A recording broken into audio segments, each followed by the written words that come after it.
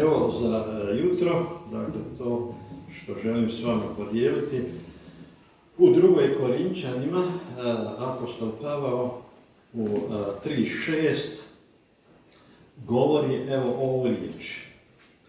Kaže, što više naša sposobnost potječe od Boga. On nas je i osposobio da budemo sluge novog saveza. Ne slova, nego duha, jer slovo ubija, a duh oživljuje.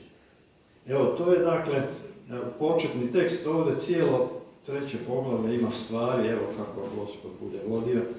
Dakle, ovdje kaže, on nas je osposobio da budemo sluge novog saveza.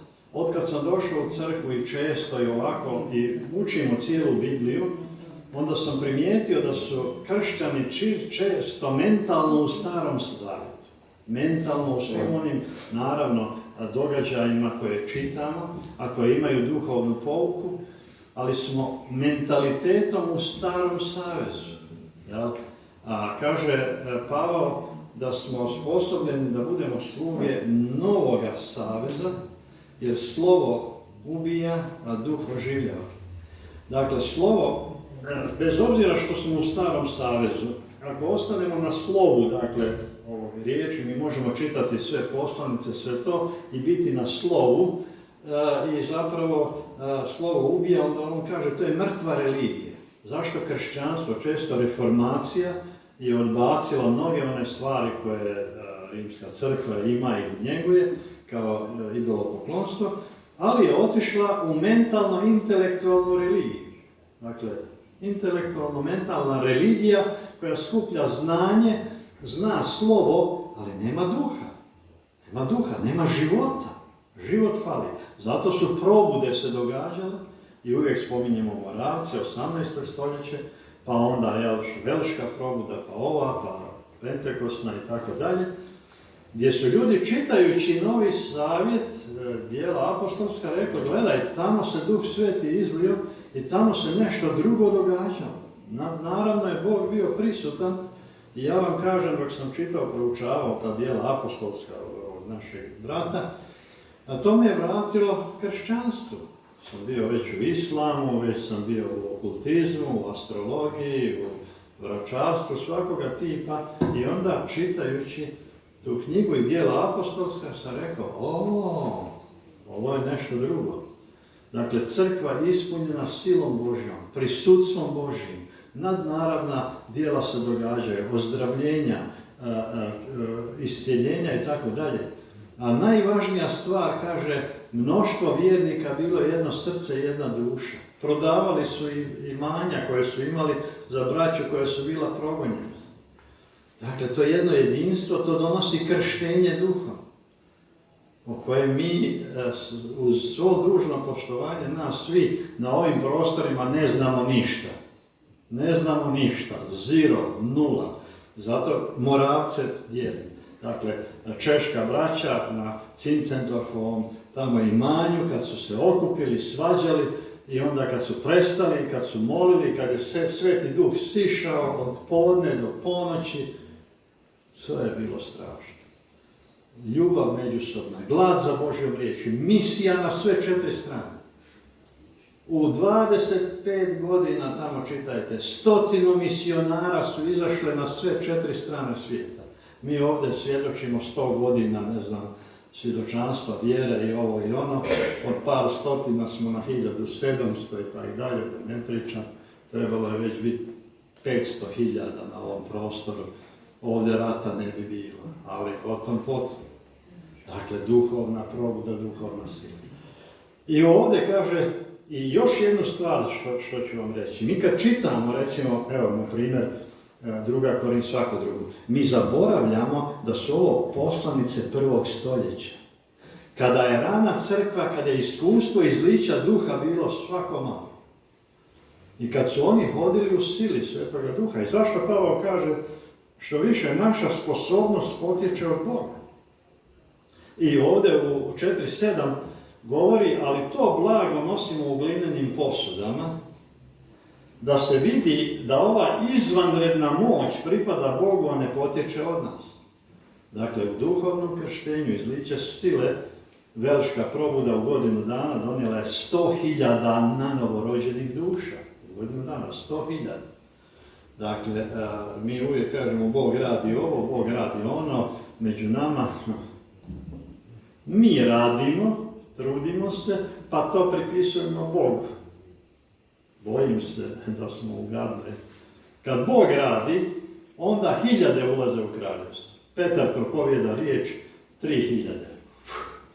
Kod hrama dolaze, dižu ovoga i onda slušam ove neke karizmatske ovdje kaže mi nemamo utjecaja zato što nemamo novaca.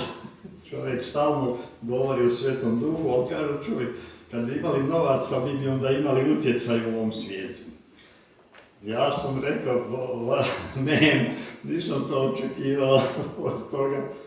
A Petar kaže, nemam srebra ni zlata, novaca 0. Ali onom hromom kaže, u Isusovo ime ustani i hodaj. To je Toma Akvinac, poznati katolički učenjak, rekao, naš, kaže, poglavar papa, on ima i srebra i zlata, ima svega toga, ali ne može reći u Isusovo ime ustani i hodaj. Petar ništa nije imao toga, ali imao duhovnu silu. I reći ću vam još jednu stvar. Ili ćeš težiti za duhovnom silom, a novaca možeš imati malo, ili ćeš težiti za novcima, izvanskim zgradama, izvanskim programima, ali sila Božja će otići od tebe. I mi često imamo to, želimo ovo, sila zero, nema je. Ili ćemo, dakle, Božju silu, ili ćeš novce, možeš graditi ti sve to. Izgraditi, bit će prazno, zapadna Europa i ovo sve, crkve prazne, prodaju se i ne znam ja šta sve ne. Dok evo u braća u Kini ili negdje progonjeno i tako dalje, nemaju zgrada i katedrala, imaju zajedništvo koje je duhovno i koje je pod prijetnjom smrti vrlo često, ali crkve rastu. Čudo, zato što Duh Sveti djeluje. I on ovdje kaže dalje, evo samo da vidimo ovdje u ovome 2.14, ću samo malo skočiti gore, kaže hvala Bogu koji nas uvijek vodi u Kristovu pobjedničkom pohodu i preko nas širi na svakom mjestu miris Kristove spoznaje. Dakle, kad ti izađeš van, kad mi izađemo van, kakav miris mi nosimo? On kaže, oni tamo, kaže, nosili su miris Kristove spoznaje. U dijelima 8, kad čitate, kad je progonstvo udarilo na crkvu, svi su se raspršili osim apostola, kaže, a oni sada raspršeni po Judeji i Samariji, navješćivali su evanđelje riječi, propovijedali su, dakle svima, nisu kukali i rekli, joj, progonstvo, ostao sam bez kuće, bez njive, gdje ću ja, šta ću ja. Progonstvo je došlo i oni okolo šire evanđelje u dijelima, dakle, to je, kažem, crkva ispunjena duhom. Zapravo, mi kad čitamo novozavjetne tekstove, mi često imamo neke svoje naočale, koji ne vidimo šta unutra piše. Ne razumijemo o čemu se radi. Dakle, krštenje duhom je činilo, dakle, tu jednu ekspanziju i razliku i to je u povijesti probuda uvijek pokazano. I onda ovdje dalje, što kaže, naše ste preporučno pismo, vi, upisano u naša srca i mogu ga poznati i čitati svi ljudi, očevidno ste pismo Kristovo koje smo mi poslužili, napisano ne crnilom, nego duhom Boga živoga, ne na pločama kamenim, nego na pločama srcima mesnim. Dakle, to su nekad teolozi nazvali 5. evanđelje. Imate 4 evanđelja, onda obraćenik koji je vjerovao Krista, pa Sveti Duh koji je ušao, pa se mi čistimo, onda osoba, brat ili sestra, koja hodi okolo, dakle jednostavno ljudi kažu, vidi, nešto je s tobom drugačije, nešto je, ne moraš ni riječ reći. Tvoj hod među ljudima, da li čekaš red u banci ili negdje, ljudi će vidjeti prvo mir, nema nervoze, ljudi svi okolo su nervozni, vamo, tamo. Osoba jedna koja je mirna i koja strpljivo, dakle iznutra, izlazi mir. I onda će ljudi reći, čekaj malo, nešto tu s tobom je drugačije. Znate, uvijek volim spomenuti ovoga Smitha Wiggleswortha, on je bio od ranih onih pentekostala, 47. umro. On je samo čitao Novi Zavjet i molio se, kaže 20 minuta pa prekine pa opet bio je u molitvi stalno i u čitanju Božje riječi. I dolazio mu je jedan brat mladi, priča u svojoj biografiji, kad mu je dolazio kući u Englesku, dolazio je na vrata, imao je novine, torbu, kišobran i nešto. I brat Smith, kada je otvorio vrata, pozdravili su se, pitao ga je šta to imaš u ruci? Veli, imam kišobran, imam svoju torbu, imam novine. Onda je on rekao, kaže, novine odmah u smeće baci. Kaže, neću da mi laži ulaze u kuću. Odmah to baci ovdje, neću laži. Bio je vrlo onak striktan. I gledajte, čovjek sjedi recimo tamo u autobusu, vozi se, ne govori ništa, sjedi. Čovjek prek puta njega gleda, kaže, čovječe, ne znam što je to s tobom, ja se osjećam tako grešno da ne mogu opisati. Jednostavno osvjedočenje u grijeh ne vata. On kaže, da, gospodine, to je zato što tu piše, da smo svi. Čovjek ništa nije rekao. Ali njegovo prisutstvo je nosilo taj jedan svijet u prisutnosti. Mi ne razmišljamo o tome. A to je svrha spasenja. Ispunjavanje duhom, da bi kada izađeš van, mogao biti prepoznat kao različit, tada dobivaš legitimitet da svjedočiš. Brat Miško je tu kad smo imali osobnu evangelizaciju, onda nam je rekao jedno to, 92. Tu smo imali u jesen osobnu evangelizaciju, stihove, učili i tako dalje, pa je onda rekao jednu stvar, ti moraš steći kod ljudi poštovanje ili zaslužiti da te oni hoće slušati. A šta mi radimo? Nabijemo znanje u glavu i onda bombardiramo svega okolo. Ko te pita da puna usta Isusa, ovdje zlo i naopako preko glave. Ko te pita? Posvećenje, i ta jedna dimenzija, kaže, miris Kristo, a ovdje pismo, ali što, za to treba vrijeme. Ali vrijeme prolazi, a ti ne čitaš, ti ne moliš, ti ne baviš se s ovim, prođe 50 godina, isti kakav sam i bio. Sorry, nemaš ništa, jel? To je to. Dakle, ovdje govori, upravo to, kaže, slovo ubija, duh oživljava. Dakle, radi se o tome da duh, odnosno zakon, kako kaže u Rimljanima 8.1, zakon, ploče, zapovjedi, Mojsijeve koje su urezane na kamen, dakle, one služe da otkriju grijeh. I ja sam Jahve Bog tvoj koji sam te izveo iz zemlje egipatske kuće ropstva, nemaj drugi bogova osim mene. I tamo je hebrejska fraza, nemoj imati drugih bogova pred licem mojim. Gleda i vidi idolopoklonika, zaziva ime Gospodnje, ali klanja se da nemoj imati. Ne pravi lika i obličja i tako dalje, ne laži, ne kradi, ne svjedoči lažno i tako dalje, ne čini preljub, ne i tako. I dakle, svi tih 10 zapovjedi, kad čovjek prođe, ljudi mi uvijek pričaju, kaže, najvažnije je držati se 10 zapovjedi. Rekao sine, nemoj. Ajde, pričaj mi malo o tome. 10 zapovjedi razotkrivaju grijeh od prve do posljednje i kaže, ti si propao na svakoj. Propao si na svakoj. A plaća za grijeh je smrt. Sad kažem, jednim prijateljem, ne govorim imena, smo pričali tamo i on si isto mislio, malo je išao tamo među adventiste, ono, pa je malo on počeo Bibliju, pa malo ovo, pa malo ono. I rekao, dragi moj prijatelju, rekao, ovako, ova psihologija normalno kaže ovako, prosječan čovjek u 10 minuta govora izrekne 3 laži najmanje, nesvjesno. kaže nešto, ma sad šta ćete, je li dobro, ma sve u redu ili ovako, a znam da nije ili ne znam nija šta. I tako, ima toga. U 10 minuta, rekao mi smo, to je bilo prije par godina, rekao mi smo sad 65 i tako dalje, ili koliko li. Sada podijeli, dakle, svoj život od 65 godina sa 10 minuta po 3 laži, pa vidi kakva je to matematika. To su tone laži koje si izrekao. Je li oproštenje se dogodilo? Jesi li svjestan toga? I jesi li to rekao, Gospodine, ajoj.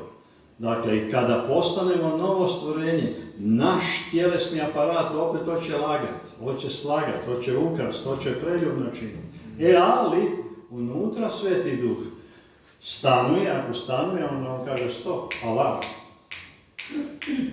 Stop, alarm. I onda ako pratimo, dakle, kako kaže u 1. Ivanovoj tamo 1.9, ako u svjetlu hodimo, imamo zajedništvo jedan s drugim i krv nas njegova sina čisti od svakog grijeha. I ja se moram pozabaviti sa svojim grijesima.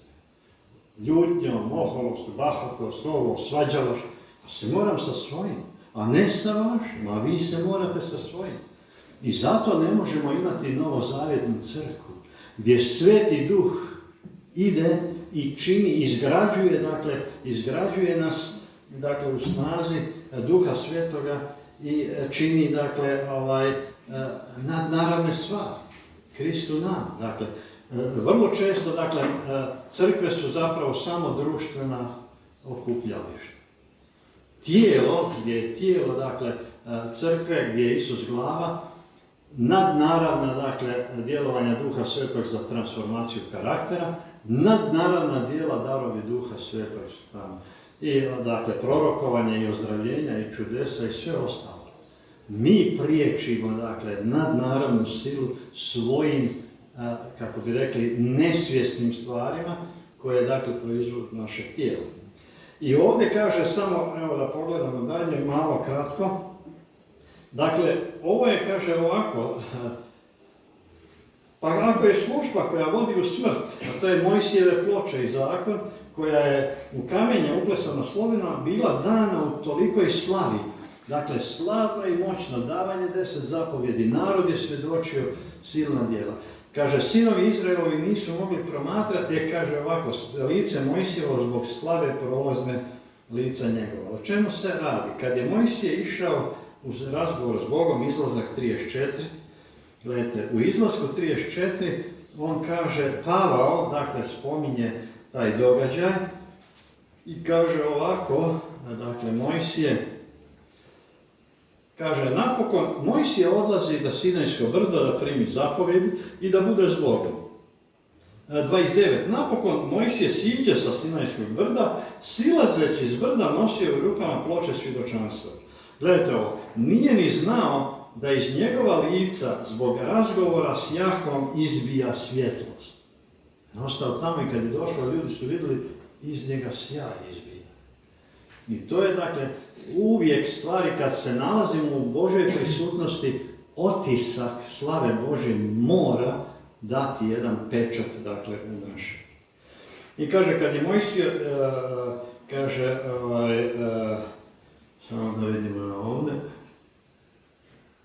da, onda je Mojsije, dakle, stavljao koprenu preko svoga lica, kaže Pavao ovdje, da idemo nazad, kaže u 3.10.15,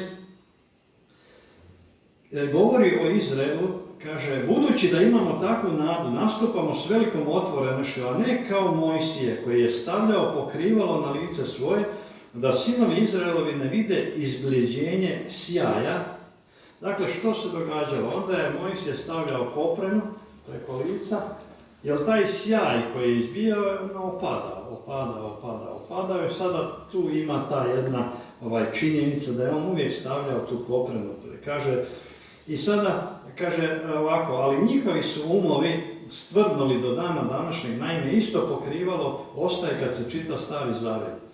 Ne diže se jer u Kristu se prestaje ili nestaje. Što više do danas, kad god se čita Mojsije, pokrivalo leži na njihovu srcu, ali kad se tko obrati Gospodinu, diže se pokrivalo. Dakle, ja se dobro sjećam, od 87. do 90. sam čitao cijelu Bibliju redom. Ništa mi nije bilo, mislim, čitao sam riječi, ali razumio nisam od suštine pa ništa. Ali onda, kad se dogodilo obraćenje, odjedanput su mi se oči otvorile, ja sam rekao, wow, čitam Rimljanima, Korinčanima, prije sve za to. Što ovdje Pavao govori? Dakle, kad god je Mojsije išao, on je nosio koprenu kad je s Izraelcima razgovarao. Ali kad je odlazio u zajedništvo s Bogom, onda je skidao tu koprenu i razgovarao je sa Gospodinom. I slava i sjaj Gospodnja su ga oslikavali se u njih. I sada Pavao koristi ovu stvar. Kaže ovako, tako Izrael, kad se obrati Gospodinu, skida se pokrivalo. I onda što kaže, međutim, kad nema obraćenja, onda svi nose to pokrivalo na duhovnim očima i ne razumiju zapravo čemu pisma govore. A tako je isto s velikom većinom često kršćana. I sada on kaže, ali kad se tko obrati Gospodinu, diže se pokrivalo. To je moje osobno iskustvo. 3 nešto godine sam čitao Bibliju na silu i onog časa kad je osvjedočenje u grijeh i obraćenje Kristu se dogodilo odjedanput otvorene oči. I kaže 17. a Gospodin je duh, a gdje je duh Gospodnji, onda je sloboda. A mi svi koji otkrivena lica odrazujemo slavu Gospodnju, jer nas dakako duh Gospodnji preobražava u sliku Gospodnju, u slavu uvijek sve veću. Dakle, svrha spasenja nije da izreknem molitvu, da vjerujem Krista, da sam spašen i da ću jednom otići u nebo. To su te, kako bi rekli, lažne. Svrha spasenja je osobna transformacija. Osobna transformacija pojedinca i crkve. Da se, slava Gospodnja i da onda može, služba se događati. I ovdje, vidimo u ovom smislu a zašto se ne događa? Zato što vjernici ne odlaze u tajnu klijet pred lice Gospodnje i da kažu, tu smo i gospodin Vlado koji je s nama i na molitvenom, i to pa smo rekli, ujutro, prije nego što izađeš van, dođi pred Gospodina, zatvori se vrata i reci hvala ti za novo jutro, za novi dan. Hvala ti za milost tvoju i dobrotu. Molim tvoje vodstvo. I onda molimo i transformaciju. Kontempliramo prisutnost Božju. Prisutnost Božju. Kad ulaziš u tajnu klijet, razmišljaš o tome. Kaže Isus, on je Emanuel, Bog s nama. On je onaj koji je svojim svetim duhom prisutan. Razmišljaš o tome. Jedino njegova prisutnost će te mijenjati. Ali ne dođemo tamo, Bože, daj mi ovo, daj mi ovo, daj ovo, daj ono, daj vamo, daj tamo. Dobro je Sergej kad smo imali četvrtak jedan. Znate kako spomenuje pse i mačke i ove ljubimce. Znate kada gazda dolazi do psa i on uvijek gleda u njegovu ruku. Gleda što mu nosiš. Gleda je li ima šta za pojesti. I to mu je najvažnije, jer šta donosi. Naravno da ima životinje koje vole svoga gospodara i tako dalje. Sjećam se, jedan je imao psa koji je rekao, taj od nikog ništa ne prima, samo od mene i tako dalje. Onda su jedni prijatelji rekli, daj da ga testiramo. Donio kobasicu ispečenu, miriše. I kad je ponudio psu, on je skočio. Bez obzira je li to njegov gospodar ili nije, često kršćani tako gledaju u ruke, Bože, šta ćeš mi donijeti? Šta ćeš mi donijeti, kako su naša djeca? Šta si mi kupio? Šta si mi donio? Da, to je to. Ali ovdje se pita o licu Gospodine, o zajedništvu s Bogom i to transformira osobu. Transformira, jer Gospodin je duh, Gospodin. I tu su, budući da nema čitanje Božje riječi, transformira um. Dakle, um se mijenja. Molitva transformira osobu iznutra, dakle, donosi plod duha u karakteru. ljubav, radost, mir, krotkost, strpljivost. Zašto su često kršćani bijesni, ljuti, ovako i onako? Evo, to vam je to. Dakle, zato što naša posuda je takva kakva je. I naša posuda je tjelesna, kaže, to blago nosimo u glinenim posudama. Glinena posuda je nešto, a to su dijela tijela. Kaže Galačanima 5, prepoznatljiva su dijela tijela, to su bludnost, nečistoća, raspušenost, idolopoklonstvo, ljubomora, srdžbe, sebičnost, zavist, pijanstvo. To je tvoja tjelesna posuda. Ima li tu išta drugo? Nema života. A plod duha su ljubav, radost, mir, krotkost, strpljivost i tako dalje. Kažem, ova sestra, jedno smo isto na WhatsAppu i tako, i ovaj kaže, pa nevolje ove, pa nevolje one, pa stalno nešto, ja se molim, a ono nikako. Ja rekao, gledaj, u Rimljanima 5.3 kaže, a k tome ponosimo se i nevoljama. Znajući da nevolja rađa strpljivost, strpljivost, prokušanost nadu. Kada je život stavljen unutra, nevolje imaju svrhu izgradnja karaktera. Onda Bog kaže, ok, idemo učiti, nevolja će izgraditi tvoj karakter. Dakle, ovdje, evo što hoću reći, prije nego što idemo i zaključimo, dakle, mi smo službenici Novog Saveza, duha, a ne slova. Dakle, duha, i zato tamo kaže da je potreba za Duhom Svetim, za blizinom Božjom, glavna, dakle, u našim životima. I ovdje zašto su oni pitali Isusa da ih uči moliti, jer kaže ovdje u Luka 9, oko 8 dana posle tih govora uze sa sobom Petra, Ivana i Jakova, te se uspe na bližnje brdo da moli. I dok je molio, promijeni se izgled njegova lica, a odjeća mu postade bijela i sjajna. Dakle, Isus u normalnom svom konverzaciji, opođenju je bio čovjek, dakle, on je bio riječ koja se utjelovila i izvana ljudi gledaju, nema tu ni ljepote, ni sjaja, nije on bio, vrlo jednostavni Židov na izgled. Ali unutra je bilo, dakle, Božji sin, unutra Sveti Duh. I kad je bio na molitvi, onda to što je iznutra je probijalo van. I ako smo nanovo rođeni, uistinu, ako imamo život, na molitvi te stvari izbijaju van i prožimaju, dakle, naše lice, prožimaju, dakle, našu osobnost i tako dalje. Kada izađeš van, onda ljudi kažu, poput Mojsija, nešto je, dakle, s tobom drugačije. Znači, evo samo i na kraju da spomenem to za Jonathana Edwardsa, prvo probuđenje u Americi, po 4 sata je na koljenima provodio u riječi Božje. Kad je izašao van propovijedat, dakle, Duh Sveti je tako silno padao na ljude, probuda je izbila da su ljudi rekli padamo pakao. Osvjedočenje u grijeh je bilo strašno. Tako da je, što kaže, obraćenja, 1/6 američkog kontinenta se obraćala, to je bilo 1700 i, ne znam, 50 i 60. Dakle, probuda. Danas, i kad sam odlazio u Ameriku i razgovaram s ljudima, pitam za Jonathana Edwardsa, niko nema blage veze. Niko ništa ne zna, pa rekao, to je vaša baština. Dakle, evo, to je ono što želim s vama podijeliti, dakle, ovoga jutra, da mi smo dionici Novog Saveza. Ali, kako je rekao Pavao, da se vidi da ova izvanredna moć pripada Bogu, a ne potječe od nas. I onda kaže,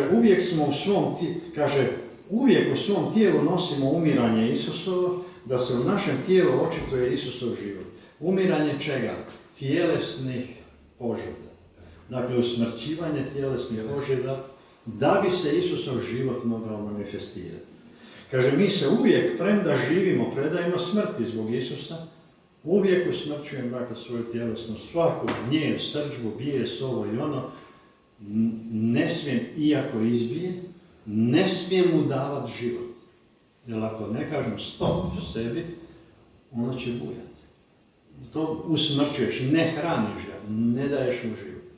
Ne kaže, Gospodine, preuzmi kontrolu svete duše, nadavnom da tvoj mir, da tvoj krotkost, dakle, vlada. Jer mi smo stalno u zemljanim posudama, dakle, ne dođe uskrsnuće. Da se život Isusov očituje u našem smrtnom tijelu. To je svrha. Evo neka nam Gospod pomogne u tome da možemo jednostavno, što kaže, razmisliti o vlastitoj transformaciji. I kad izađeš gdje god da si, na poslu, ovdje i ondje, taj miris i to prisustvo Svetog Duha će ljudi primijetiti i onda će htjeti pitati i reći, čuj, reci mi nešto o tome, na Božju slavu. Amen. Sad ćemo samo